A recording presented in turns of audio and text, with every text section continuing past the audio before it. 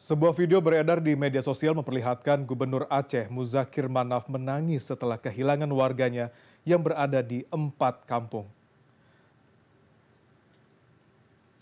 Dan kita juga akan langsung melihat bagaimana kondisi di lokasi-lokasi penampungan dan sudah bergabung bersama kami, produser lapangan Irin Wardani. Baik, selamat sore Irin.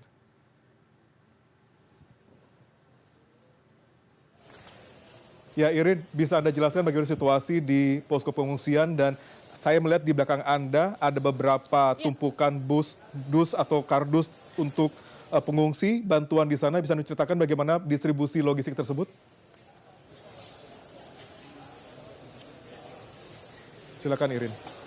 ya, selamat sore Ruli. Betul sekali, saat ini saya berada di gudang logistik, tepatnya di Lanut Pangkalan Udara Sultan Iskandar Muda. Ini adalah pangkalan udara yang difungsikan sebagai posko tanggap darurat bencana yang berada khusus untuk wilayah Aceh. Bantuan-bantuan ini sedari hari pertama sudah difungsikan sebagai posko darurat dan saat ini sedang dalam proses pendistribusian untuk melakukan distribusi di wilayah-wilayah, terutama wilayah-wilayah terisolir, Ruli. Dan masih sampai sekarang masih ada banyak wilayah-wilayah, kalau tadi saya dapat informasi masih ada 6 wilayah yang dicoba untuk dilakukan distribusi melalui jalur udara. Nah, ini jadwal-jadwalnya. Nanti ada keberangkatan pukul 16.30, itu berarti sebentar lagi, tapi kami belum melihat karena baru saja helikopter mendarat untuk melakukan pengisian bahan bakar, dan ini jadwal-jadwal yang sudah dilaksanakan sedari pagi tadi, pendistribusian melalui jalur udara. Karena Ruli, kalau untuk Aceh sendiri jalur udara menjadi salah satu jalur yang sangat efektif untuk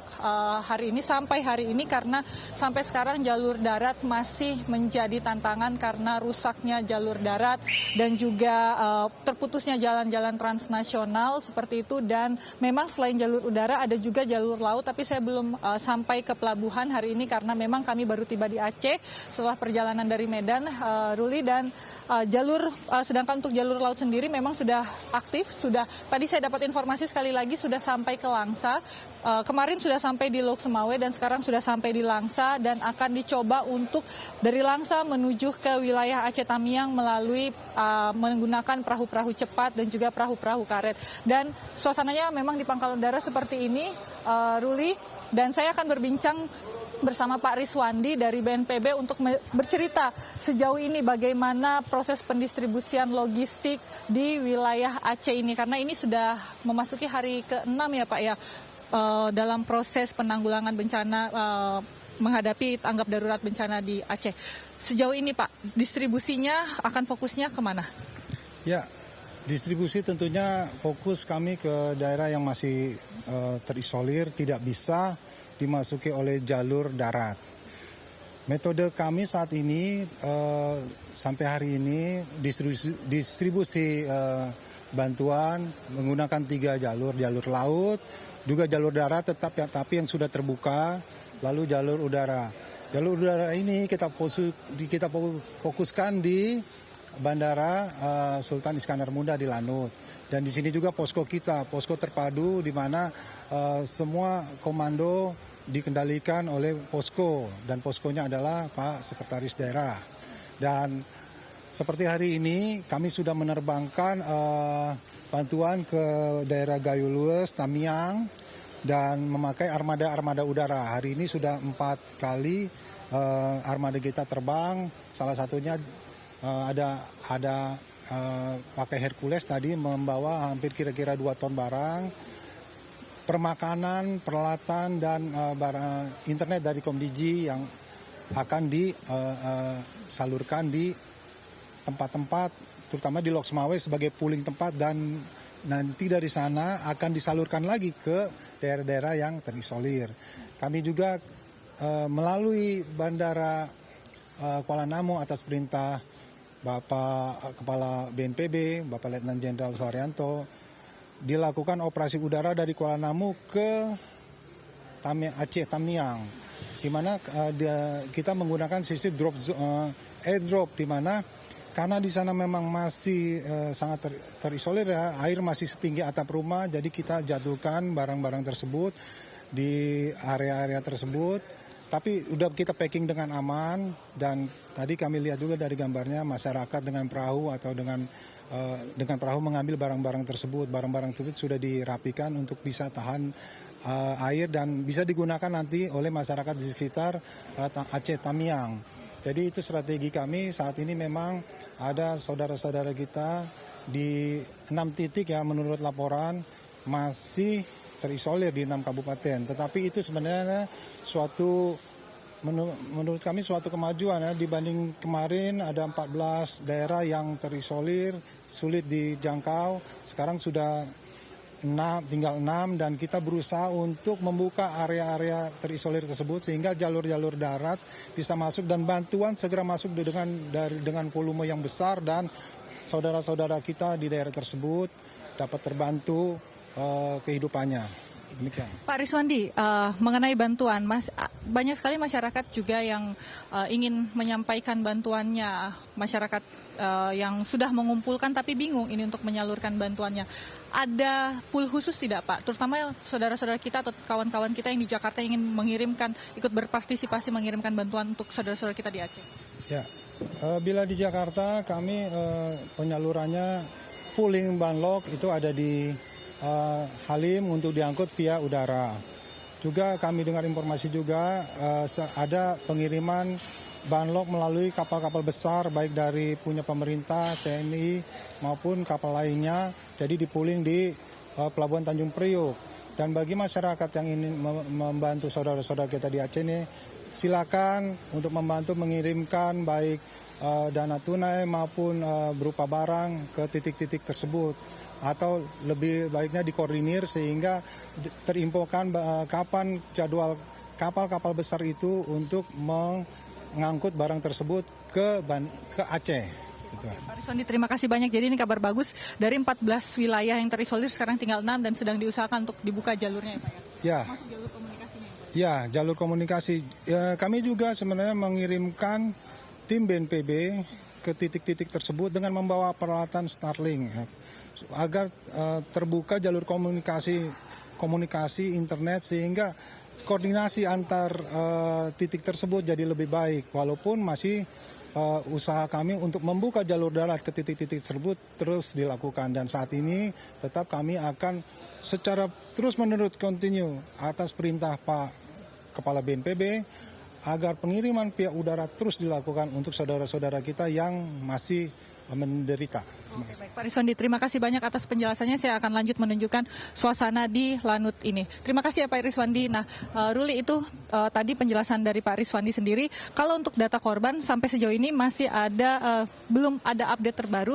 Data terakhirnya adalah 97 yang meninggal dunia dan 75 lainnya masih hilang, dan data ini akan terus diupdate. Dan saya melihat ada Wakil Gubernur Aceh di sini, Ruli. Saya ingin berbincang dengan beliau untuk mencari tahu bagaimana sebenarnya kondisi masyarakat Aceh sendiri, seperti apa, terutama pasca Gubernur Aceh mengatakan bahwa ada 4 desanya yang hilang, seperti itu. Selamat sore Bapak, mohon maaf saya izin mengganggu dialognya, perbincangannya. Selamat sore Bapak, saya Irin dari CNN Indonesia.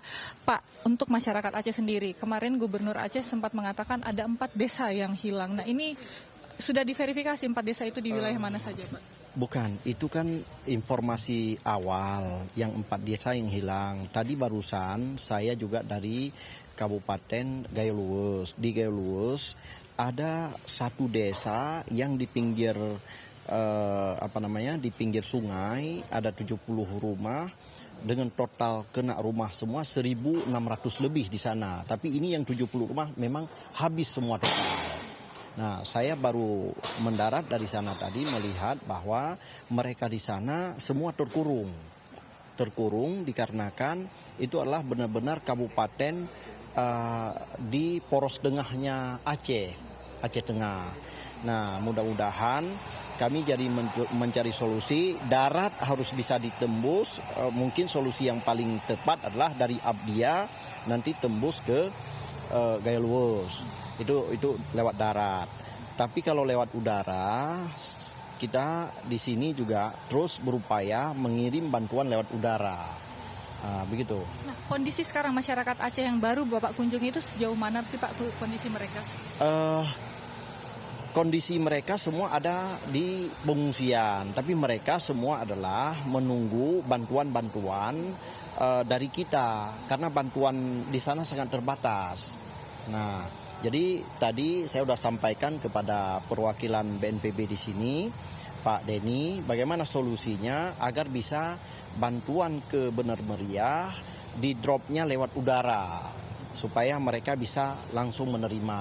Nah, ini lagi dipikirkan oleh kawan-kawan dari BNPB. Ya, yang saya mengganggu perbincangannya ya Pak ya. Nah, ini pertanyaan terakhir Pak. Ini Gubernur Aceh juga mengatakan bahwa masyarakat Aceh ke-trigger atau terpantik traumanya karena ini dilihatnya seperti tsunami dulu. Nah, bagaimana pemerintah Provinsi Aceh menenangkan masyarakatnya di tengah bencana? Ya, makanya kami hadir ke tempat mereka. Kemarin kami hadir ke Aceh Tengah, kami juga hadir ke Bener Meriah. Kami ingin menyampaikan kepada mereka bahwa kami ada bersama mereka dan kami datang untuk bawa bantuan. Siapapun pasti panik karena sampai lumpur. Kalau dulu ketika tsunami yang dirasakan oleh masyarakat Aceh adalah lumpur laut yang ke darat. Sekarang tiba-tiba lumpur dari gunung turun ke kampung. Nah, di Pidie Jaya sampai 2 meter tertimbun dengan lumpur. Itu kita lihat rumah-rumah tertimbun dengan lumpur sampai 2 meter. Ya, kami berharap kepada seluruh masyarakat Aceh, mohon bersabar, kami terus akan berusaha, berupaya, semoga cobaan ini bisa kita lewati semuanya. Sejauh ini sudah ada data terbaru tidak Pak mengenai jumlah korban untuk masyarakat Aceh sendiri, baik itu yang sedang mengungsi, kemudian yang selamat dan juga meninggal dunia? Ada. Data terbaru ada di pos kami. Kebetulan saya kan baru sampai ini dari lapangan. Data terbaru ada, nanti langsung ke posko kami ada, sudah ada. Baik. Terima kasih Bapak atas waktunya, silahkan kembali berbincang. Nah, itu Ruli tadi perbincangan saya dengan Wakil Gubernur Aceh. Jadi memang tantangan paling menantang dalam menanggulangi bencana dalam proses memberikan bantuan drop logistik adalah jalur. Karena memang jalan-jalan putus, satu-satunya jalan yang paling efektif adalah jalur udara dan itu semua dimasifkan. Dan ini sepertinya sudah sedang bersiap-siap. Ruli, saya sepertinya mendengar suara heli. Apakah ini heli yang akan mendarat atau heli yang akan pergi? Oh, helinya agak jauh di sebelah sana, Ruli. Itu kalau saya lihat dari sini itu adalah heli. Coba kita mendekat, tapi tidak bisa terlalu dekat karena jaraknya jauh. Tapi semoga Anda bisa melihat heli itu sedang. Nah, ada mobil yang mendrop logistik ke arah heli sebelah sana. Nah, di sebelah sana itu heli milik Tentara Nasional Indonesia TNI AU yang akan membawa bantuan logistik yang seperti saya bilang tadi, bantuan logistiknya akan difokuskan ke wilayah-wilayah yang terisolir, ke wilayah Aceh Tengah. Karena tadi saya lihat sempat melihat sebelum diangkut barangnya itu ada label ke arah Aceh Tengah. Labelnya seperti ini, Ruli, saya akan tunjukkan kepada Anda. Ini adalah tujuan-tujuannya. Nah, seperti ini. Dan untuk di Aceh Tengah sendiri, lebih banyak kalau saya lihat ini adalah obat-obatan. Kemudian obat-obatan ada Starling ini, kemudian juga ada makanan bayi dan juga kebutuhan untuk ibu hamil. Dan ini memang yang paling sangat dibutuhkan oleh saudara-saudara kita yang sampai sekarang masih terisolir dan juga masih membutuhkan bantuan makanan multivitamin di tengah kondisi banjir yang masih cukup tinggi. Itu informasi yang bisa saya sampaikan sejauh ini, Ruli. Baik, terima kasih Irin Wardani, di mana pemerintah Aceh berusaha untuk terus membuka akses jalan menuju ke wilayah terdampak yang terisolir, dan kita harapkan akan semakin banyak lagi wilayah yang bisa dijangkau oleh jalur darat. Dan saat ini jalur udara masih menjadi salah satu alternatif yang banyak digunakan, dan mudah-mudahan juga ada penambahan transportasi udara dalam distribusi logistik ke sejumlah wilayah masih terisolir. Salah satunya adalah Aceh Tengah dan juga Aceh Tamiang. Irin Wardani, terima kasih laporan Anda dari Aceh, dan selamat bertugas kembali dan jaga keselamatan Anda dan juga tim di sana.